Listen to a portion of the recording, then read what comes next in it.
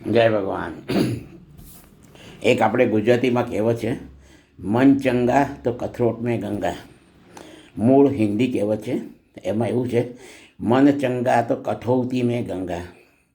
હવે આ કહેવત કેવી રીતે પડી એના વિશે હું આપને કહું કે પહેલાંના વખતમાં ઉત્તર પ્રદેશમાં રૈદાસ નામના સંત થઈ ગયેલા. બાયકાશ ચમાર હતા.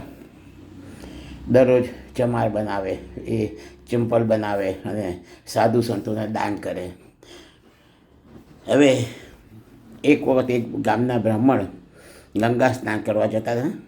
તો રૈદાસને કીધું કે ચાલ ભાઈ રૈદાસ, તું બી ગંગા સ્નાન કરવા ચાલ. તો રૈદાસ કહે કે મારે એક ઘરાકના ચંપલ તૈયાર કરવાના છે, મને ટાઈમ નથી, પણ આ હું સોપારી આપું છું, તમે લઈ જાઓ, તમે ગંગામાને અર્પણ કરજો. પણ એક શરત, ગંગામાં બહાર નીકળીને હાથોહાથ જો સોપારી લે તો જ તમે આપજો, નહીં તો ના આપતા. હવે પેલો બ્રાહ્મણ હસતો હસતો કહ્યું કે ગંગામાં એ સોપારી લેતા હશે. એ ગંગામાં સ્નાન કરીને બહાર નીકળે છે અને સોપારી ગંગાજી સામે ધરે છે. તો ગંગાજીમાં એક મોટું વેવ આવે છે અને એમાંથી બે હાથ જેવો આકાર નીકળે છે અને એ સોપારી ગ્રહણ કરે છે. અને રિટર્નમાં એક સરસ સુંદર સોનાની બંગડી એના હાથમાં આપે છે. એ બ્રાહ્મણને થોડી લાલચ થઈ, એટલે પેલા ગંગામાં એ કહ્યું કે આ કંગન તું પેલા ચમારને આપજે. તો એના બદલે પેલો બ્રાહ્મણ જઈને કહ્યું કે હું યશ કમાવું એમ કરીને એ બ્રાહ્મણ કંગન રાજાને આપે છે. રાજા રાણીને આપે છે. રાણી બહુ ખુશ થઈ જાય છે અને કહે છે કે આ બ્રાહ્મણને કહો આવું બીજું કંગન મને લાવી આપે.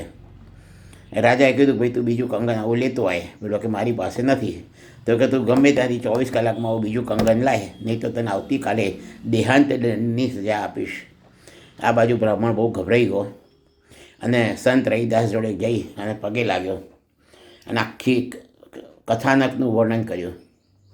તો રૈદાસે છે કે બ્રહ્મદેવતા ચિંતા ના કરો એમ કરી અને જે કોઠીમાં એ ચામડું પલાળતા હતા એ કોઠીમાં હાથ નાખ્યો અને માતાજીને પ્રાર્થના કરી. તો કોઠીમાં ગંગાજી પ્રગટ થયા અને એમને વિનંતી કરી. તો એમાંથી સોનાનું બીજું કંગન નીકળ્યું અને એ બીજું કંગન એ બ્રાહ્મણે રાજાને સમર્પિત કર્યું.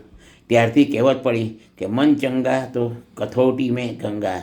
મન ચોખ્ખું હોવું જોઈએ. આપણા હૃદયમાં, આપણા મનમાં ભગવાનનો વાસ હોય છે અને જે સાફ મનથી, સાફ હૃદયથી બધા મિત્રો સાથે, બધા સાથે બિહેવ કરે છે, એના હૃદયમાં જ ગંગા છે, એના હૃદયમાં જ ભગવાન છે. જય શ્રી કૃષ્ણ. હર હર મહાદેવ. ઓમ નમઃ શિવાય.